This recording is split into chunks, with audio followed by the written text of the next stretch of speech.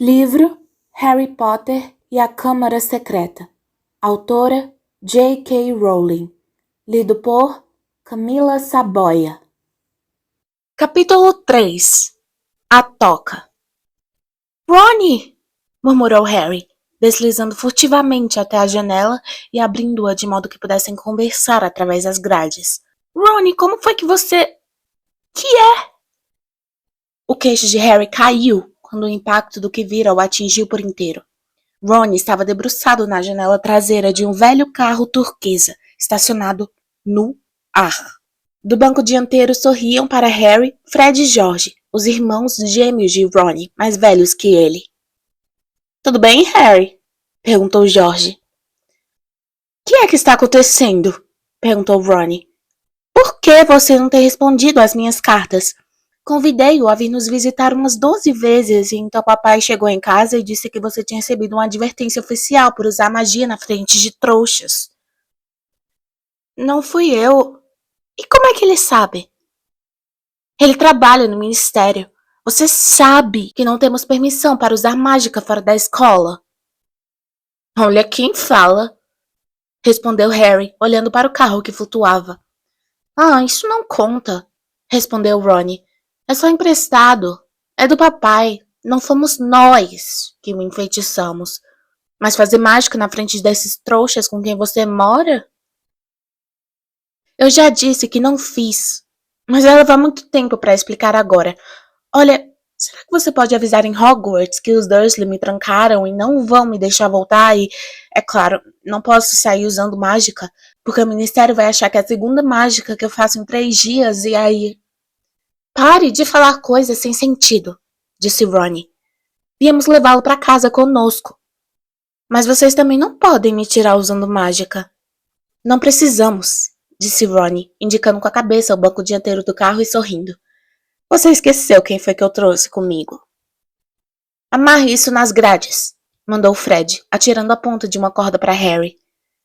Se os Dursley acordarem, estou morto, comentou Harry, enquanto amarrava a corda bem firme em volta da grade e Fred acelerava o carro.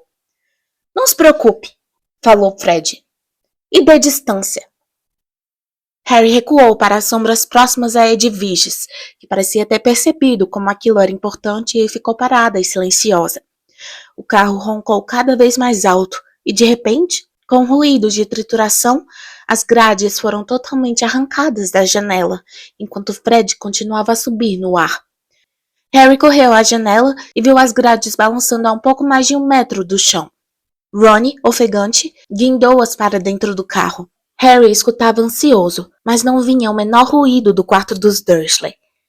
Depois que as grades foram grudadas no banco traseiro do carro, ao lado de Ron, Fred deu marcha ré até chegar o mais próximo possível da janela de Harry. Entre, convidou Ron. Mas todo o meu material de Hogwarts, minha varinha, minha vassoura. Onde está? Trancado no armário embaixo da escada e não posso sair deste quarto. Não tem problema, disse George, do banco dianteiro do carro. Saia da frente, Harry. Fred e George entraram no quarto de Harry pela janela, feito gatos. A pessoa tinha que tirar o chapéu para eles, pensava Harry, quando George puxou um grampo do bolso e começou a arrombar a fechadura. Tem muito bruxo que acha que é uma perda de tempo conhecer macetes de trouxas como esse, disse Fred. Mas nós achamos que vale a pena aprender essas habilidades, mesmo que sejam um pouco demoradas. A porta fez um clique e se abriu. Então, vamos apanhar o seu malão e você pega o que precisar do seu quarto e passa para o Ron, murmurou George. Cuidado com o último degrau, ele range, murmurou Harry para os gêmeos, que desapareceram no corredor escuro. Harry correu pelo quarto reunindo seus pertences e passando-os a Ron pela janela. Então, foi ajudar Fred e George a carregar o malão para cima. Harry ouviu tio Walter tossir. Finalmente, ofegantes, eles chegaram ao alto da escada e carregaram o malão pelo quarto de Harry até a janela aberta. Fred pulou a janela de volta ao carro para puxar o malão com Ron, enquanto Harry e George o empurravam pelo lado de dentro. Pouco a pouco, o malão deslizou pela janela. Tio Walter tossiu outra vez. Mais um pouquinho, arfou Fred, que estava puxando o malão para dentro do carro. mais um bom empurrão. Harry e George jogaram os ombros contra o malão e ele deslizou da janela para o assento traseiro do carro. Muito bem, vamos, cochichou George. Mas quando Harry subia no parapeito da janela, ouviu um guincho alto atrás dele, seguido imediatamente pela voz trovejante do tio Walter. Essa coruja desgraçada! Eu esqueci a Edviges! Harry precipitou-se de volta ao quarto na hora em que a luz do corredor se acendeu. Agarrou a gaiola, correu à janela e passou-a a Ron. Estava subindo de volta na cômoda quando o tio Walter socou a porta destrancada e ela se escancarou.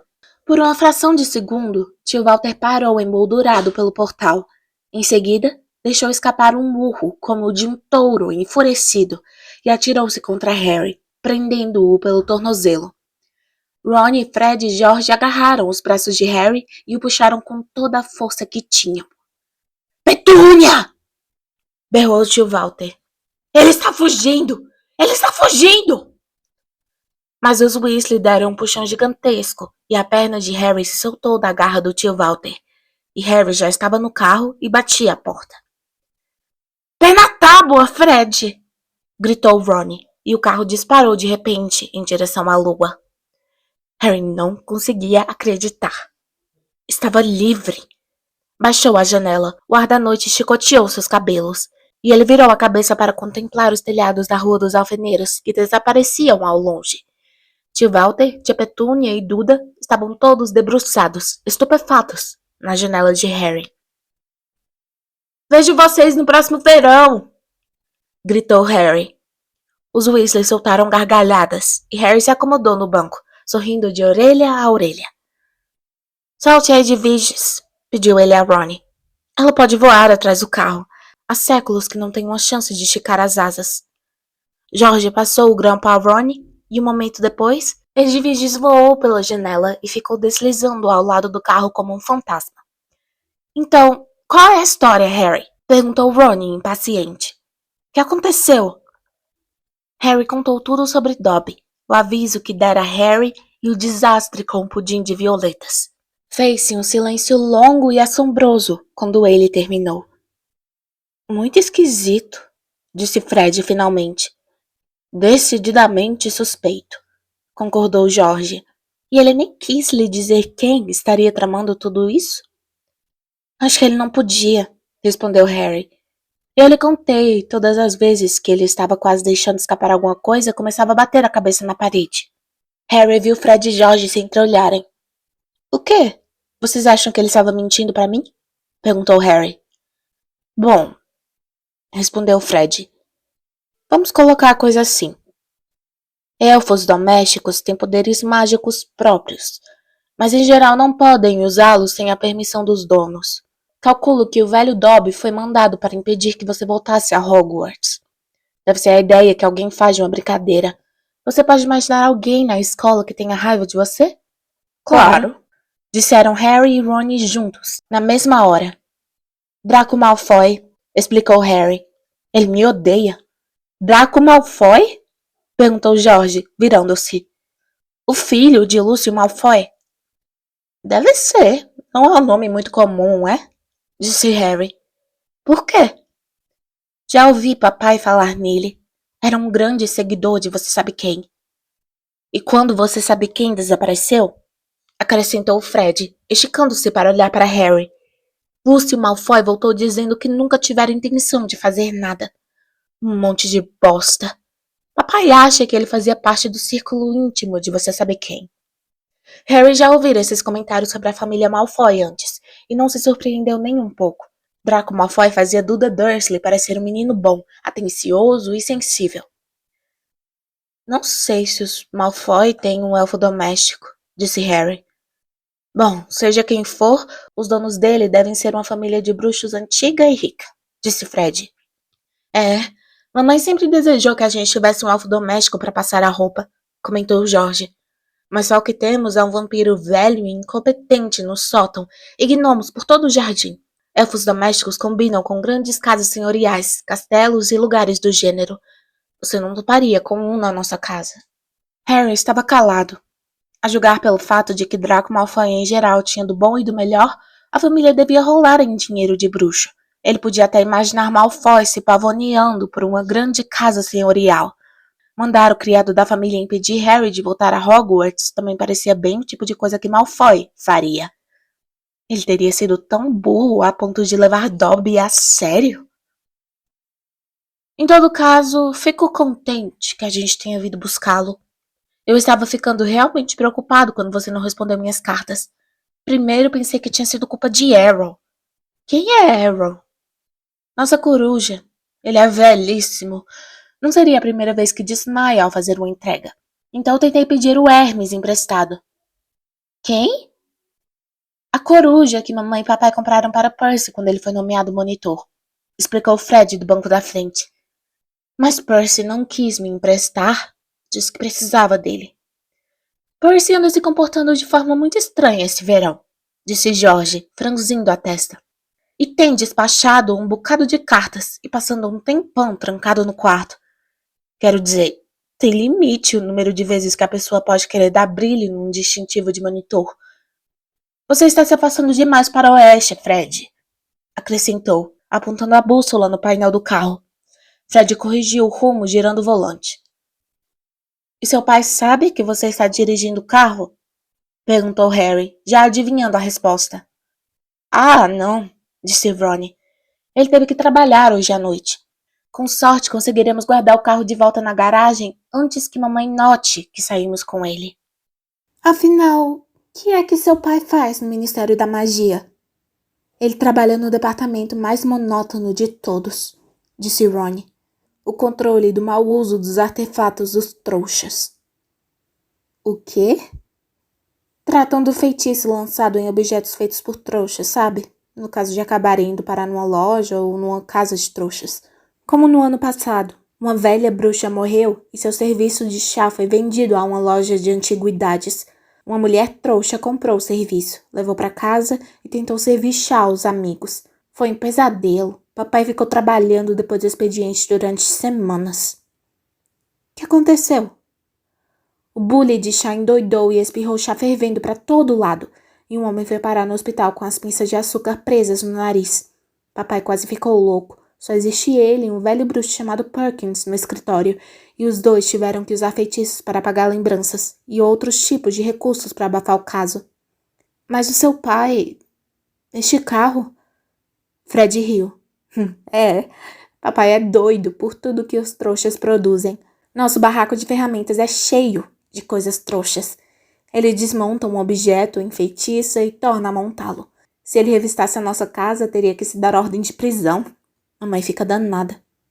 Aquela estrada principal, disse Jorge, espiando para baixo pelo para-brisa. Estaremos lá em 10 minutos. Antes assim, já está clareando. Uma ligeira claridade rosada tornava-se visível na linha do horizonte a leste. Fred fez o carro baixar um pouco, e Harry viu uma colcha de retalhos, feita de campos e arvoredos. Moramos um pouquinho fora da cidade, disse Jorge. Ottery St. Catchpole. O carro voador continuava a descer. A auréola escarlate do sol agora brilhava por entre as árvores. Pousamos! Exclamou Fred, quando com um ligeiro solavanco eles tocaram o chão. Tinham pousado ao lado de uma garagem desmantelada, num pequeno quintal, e Harry olhou pela primeira vez para a casa de Ron.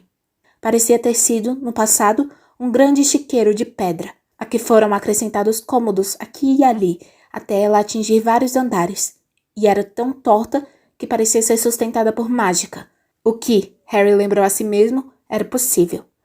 4 ou 5 chaminés estavam encarraptadas no alto do telhado vermelho. Em um letreiro torto enfiado no chão, próximo à entrada, lia-se A Toca. Em volta da porta de entrada, amontoava-se uma variedade de botas de borracha e um caldeirão muito enferrujado. Várias galinhas castanhas e gordas ciscavam pelo quintal.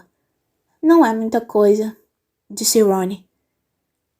É maravilhosa, comentou Harry, feliz, pensando na Rua dos Alfeneiros. Eles desembarcaram do carro.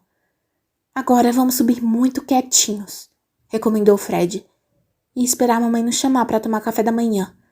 Então, Ron, você vai descer correndo e diz: Mamãe, olha só quem apareceu durante a noite. E ela vai ficar contente de ver o Harry. E ninguém vai precisar saber que saímos voando no carro. Certo, concordou Ron. Vamos, Harry, eu durmo no alto. O rosto de Ron ganhou um tom verde e esquisito. Seus olhos se fixaram na casa. Os outros 3 se viraram. A senhora Weasley vinha atravessando o quintal, espantando galinhas. E para uma senhora baixa, gorducha, de rosto bondoso, era incrível como estava parecendo um tigre dente de sabre. Ah! Exclamou Fred. Essa não, exclamou George. A senhora Weasley parou diante deles, as mãos nos quadris, olhando de uma cara culpada para a outra. Vestia um avental florido, com uma varinha saindo pela borda do bolso. Muito bem, disse ela. Bom dia, mamãe, disse George, no que ele audivelmente pensou que era uma voz lampeira e cativante. Vocês fazem ideia da preocupação que tive? Perguntou a senhora Weasley num sussurro letal. Desculpe, mamãe, mas sabe, tínhamos que... Os 3 filhos da senhora Weasley eram mais altos do que ela, mas encolheram à medida que a raiva da mãe ia desabando sobre eles. As camas vazias! Nenhum bilhete! O carro desaparecido! Podia ter batido! Louca de preocupação! Vocês se importaram? Nunca em minha vida! Esperem até seu pai voltar. Nunca tivemos problemas assim com o Gui, nem com o Carlinhos, nem com o Percy. O Percy perfeito, resmungou Fred. Vocês podiam se mirar no exemplo do Percy, berrou a senhora Weasley, metendo o dedo no peito de Fred. Vocês podiam ter morrido, podiam ter sido vistos, podiam ter feito seu pai perder o emprego. Parecia que o sermão estava durando horas. A senhora Weasley ficou rouca de tanto gritar, até se virar para Harry, que recuou. Estou muito contente de vê-lo, Harry, querido, disse ela. Entre, venha tomar café. Deu meia volta e entrou na casa. E Harry, depois de lançar um olhar nervoso a Ron, que acenou com a cabeça animando-o, acompanhou-a. A cozinha era pequena e um tanto apertada. Havia no centro uma mesa de madeira muito escovada e cadeiras, e Harry se sentou na beirada de uma, espiando à sua volta. Nunca estivera numa casa de bruxos antes. O relógio na parede em frente só tinha um ponteiro e nenhum número. Havia escritas em torno do mostrador, coisas assim. Hora de fazer chá, hora de dar comida às galinhas e você está atrasado. Havia livros arrumados em fileiras triplas sobre o console da lareira, livros com títulos do gênero Enfeitice o seu próprio queijo, Feitiço no forno e Festas de 1 minuto, um encantamento. E a não ser que os ouvidos de Harry o enganassem, o velho rádio ao lado da pia acabara de anunciar que o próximo programa era Hora de Encantos, com a popular cantora bruxa Celestina Warbeck. A senhora Weasley batia pratos e panelas, preparando o café da manhã um pouco a esmo, lançando olhares feios aos filhos, enquanto atirava salsichas na frigideira. De vez em quando, resmungava coisas como não sei o que estavam pensando e eu nunca teria acreditado. Não estou culpando você, querido. Ela tranquilizou Harry, servindo 8 ou 9 salsichas no prato dele. Arthur e eu estivemos preocupados com você também. Ainda na outra noite estávamos falando que iríamos buscá-lo pessoalmente, se você não escrevesse a Ron até sexta-feira. Mas, francamente... Ela agora acrescentava 3 ovos fritos às salsichas. Atravessar metade do país em um carro ilegal? Vocês podiam ter sido vistos. Ela acenou a varinha displicentemente em direção aos pratos na pia, que começaram a se lavar, entrechocando-se de leve ao fundo. Estava nublado, mamãe, exclamou Fred. Você fique de boca fechada enquanto come, ralhou a senhora Weasley. Estavam matando ele de fome, mamãe, disse George. E você?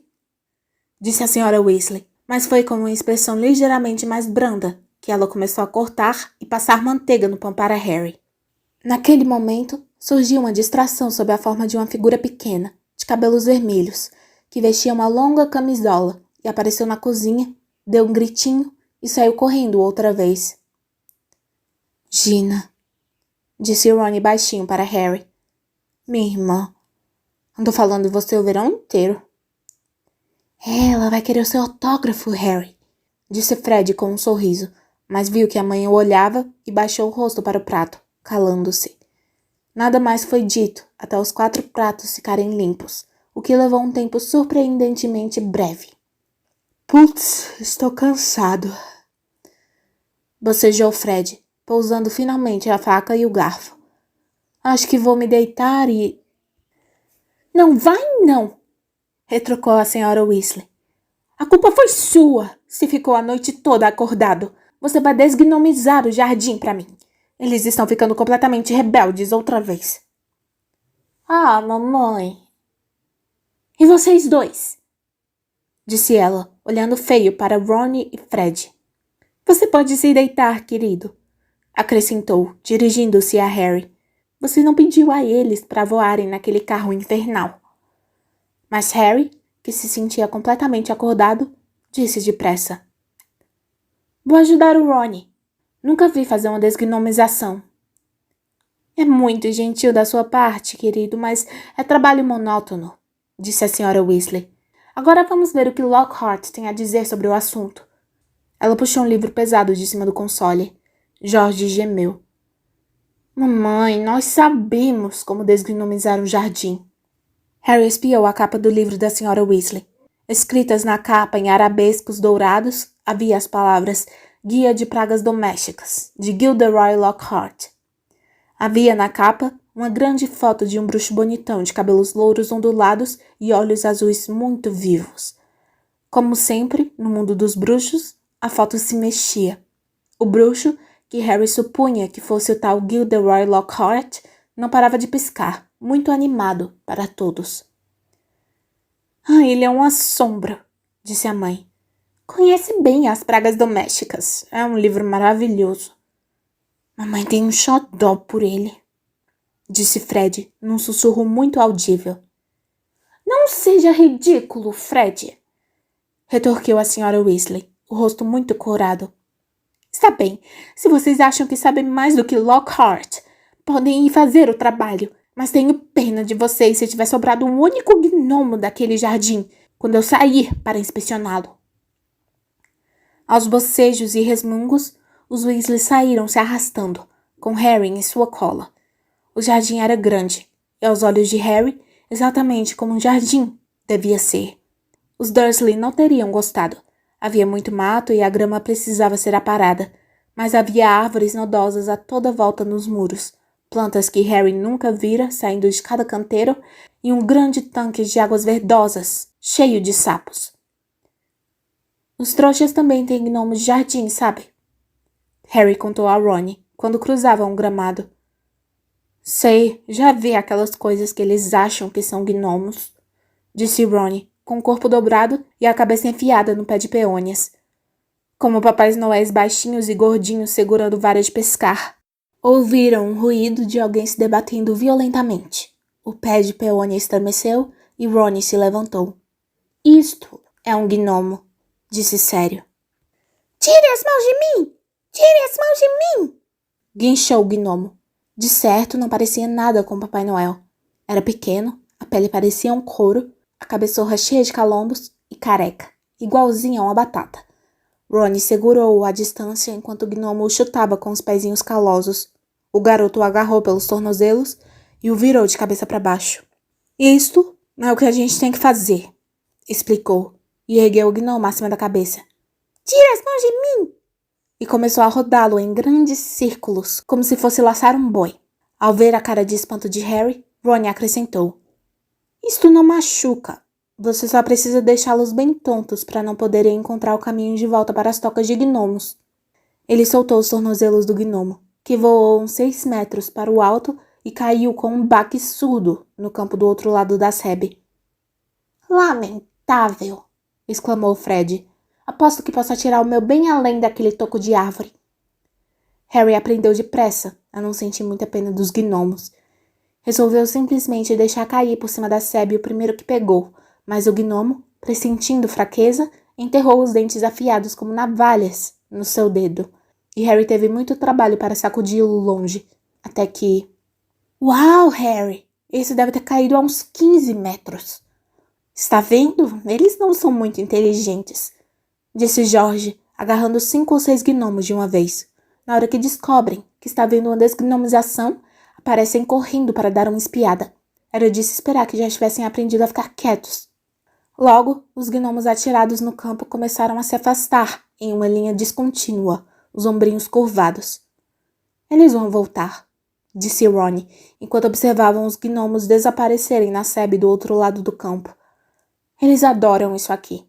Papai é muito mole com eles. Acha que são engraçados. Naquele instante, a porta de entrada bateu. Ele voltou, disse George. Papai está em casa. Os garotos atravessaram correndo o jardim e entraram em casa. O Sr. Weasley estava largado numa cadeira da cozinha, sem óculos e de olhos fechados. Era um homem magro, começando a ficar careca, mas o pouco cabelo que tinha era ruivo como o dos filhos. Usava vestes verdes e longas, que estavam empoeiradas e amarrotadas da viagem. Que noite! Murmurou, tateando à procura do bule de chá, enquanto todos se sentaram à sua volta. 9 batidas. 9! E o velho mundungo Fletcher ainda tentou me lançar um feitiço quando eu estava de costas. O Sr. Weasley tomou um longo gole de chá e suspirou. Encontrou alguma coisa, papai? Perguntou Fred ansioso. Só encontrei umas chaves para portas que encolhem e uma chaleira que morde. Bocejou o Sr. Weasley. Houve algumas ocorrências feias, mas não foram no meu departamento. Mortlake foi levado para interrogatório sobre umas doninhas muito esquisitas, mas isto foi com a comissão de feitiços experimentais, graças a Deus. Mas por que alguém ia se dar o trabalho de fazer chaves que encolhem? Perguntou George. Só para aborrecer os trouxas, suspirou o Sr. Weasley. Vendem a eles uma chave que encolhe até desaparecer, de modo que nunca conseguem encontrá-la quando precisam. É claro que é muito difícil processar alguém porque nenhum trouxa vai admitir que a chave dele não para de encolher. Insistem que vivem a perdê-las. Deus os abençoe. Eles vão a extremos para fingir que magia não existe, mesmo que esteja no nariz deles. Mas as coisas que o nosso pessoal anda enfeitiçando, vocês não iriam acreditar. Como carros, por exemplo. A senhora Weasley aparecera, empunhando um longo atiçador como uma espada. Os olhos do Sr. Weasley se arregalaram. Ele olhou com cara de culpa para a mulher. Carros, Molly, querida. É, Arthur. Carros, disse a Sra. Weasley, os olhos faiscando. Imagine só um bruxo comprar um carro velho e enferrujado e dizer à mulher que só quer desmontá-lo para ver como funciona, quando na realidade o enfeitiçou para fazê-lo voar. O Sr. Weasley piscou os olhos. Bom, querida, acho que você vai descobrir que ele estava agindo dentro da lei quando fez isso, mesmo que tivesse agido melhor se tivesse contado a verdade à mulher. Há um furo na lei, você vai descobrir. Desde que ele não tivesse intenção de voar no carro, o fato de que o carro poderia voar, não. Arthur Weasley, você providenciou para que houvesse um furo nessa lei quando a escreveu! Gritou a Sra. Weasley. Só para você continuar a se distrair com aquela lixaria dos trouxas no seu barraco. E para sua informação, Harry chegou hoje de manhã naquele carro que você não tinha intenção de fazer voar. Harry? Exclamou o Sr. Weasley sem entender. Que Harry? Ele olhou à volta, viu Harry e deu um salto. Deus do céu, é Harry Potter? Muito prazer em conhecê-lo. Ron tem falado tanto em... Os seus filhos foram naquele carro até a casa de Harry e voltaram de lá ontem à noite. Gritou a Sra. Weasley. Que é que você me diz disso, hein? Vocês fizeram mesmo isso? Perguntou o Sr. Weasley ansioso. E o carro voou bem? Eu quero dizer... Gaguejou, enquanto voavam faíscas os olhos da Sra. Weasley. Que... Isso foi muito errado, meninos. Muito errado mesmo. Vamos deixar eles discutirem. Ron sussurrou para Harry quando a senhora Weasley inchou como um sapo-boi. Vamos, vou lhe mostrar meu quarto. Os dois saíram discretamente da cozinha e seguiram por um corredor estreito até uma escada irregular que subia em zigue-zague pela casa. No terceiro patamar havia uma porta entreaberta. Harry vislumbrou 2 grandes olhos castanhos e vivos que o espiavam antes da porta fechar com um clique. Gina, explicou Ron. Você não sabe como é estranho ela estar tão tímida. Normalmente ela não para de falar. Eles subiram mais 2 lances de escada e chegaram a uma porta com a tinta descascada e uma pequena placa onde se lia Quarto do Ronald. Harry entrou, a cabeça quase tocando no teto inclinado, e piscou os olhos. Era como entrar num forno. Quase tudo no quarto de Ron era de um tom violentamente laranja. A colcha da cama, as paredes e até o teto. Então, Harry percebeu que Ron tinha coberto praticamente cada centímetro do papel de parede gasto com pôsteres dos mesmos 7 bruxos e bruxas, todos usando vestes laranja vivo, segurando vassouras e acenando com animação. Seu time de quadribol? Perguntou Harry. O Chudley Cannons, disse Ron, apontando para a colcha laranja, que exibia um brasão com 2 enormes Cs pretos e uma bala de canhão em movimento. 9º lugar na divisão. Os livros escolares de feitiçaria que pertenciam a Ron estavam empilhados de qualquer jeito num canto, junto com um monte de histórias em quadrinhos que pareciam conter a mesma tira. As aventuras de Martin Mix, o trouxa pirado. A varinha de condão de Ron estava em cima de um aquário cheio de ovas de rã, no peitoril da janela, ao lado do seu rato cinzento e gordo, o Perebas, que tirava um cochilo numa nesga de sol.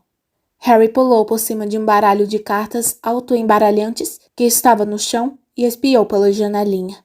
No campo, lá embaixo, ele viu uma turma de gnomos que voltavam sorrateiros, um a um, pela cerca dos Weasley. Depois, virou-se para olhar Ron, que o observava quase nervoso, como se esperasse ouvir sua opinião. É muito pequeno, disse Ron depressa. Nada como aquele quarto que você tinha na casa dos trouxas. E estou bem debaixo do vampiro no sótão, sempre batendo nos canos e gemendo. Mas Harry, com um grande sorriso, disse: Essa é a melhor casa que eu já visitei. As orelhas de Ron ficaram vermelhas.